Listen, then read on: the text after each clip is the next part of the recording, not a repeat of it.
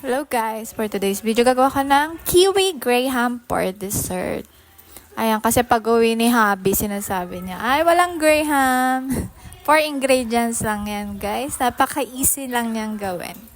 So wala lang guys, i-share ko lang.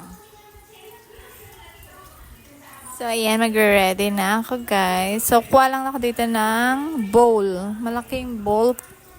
Panggawa ng yung crema. Para dun sa graham. So, inuna ko na nga dito yung all-purpose cream. Mas masarap siya kaysa sa whipped cream. Na-try ko na kasi. For me, all-purpose cream ang mas masarap. Tapos, condense. Kung gusto mo mas matamis, guys, pwede mo ubusin yung 1 can. Tapos, itong kiwi na fruit.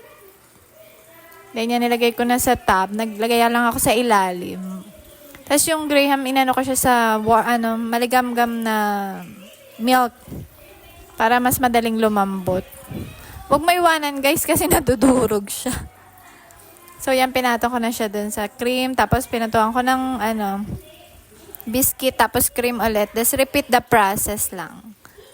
Yan, ganyan lang kadali guys. Meron na akong kiwi dessert. Ayan, naglagay ako ng kiwi on top. 3 yung nagawa ko guys. Ayan. Bongga. Thank you for watching.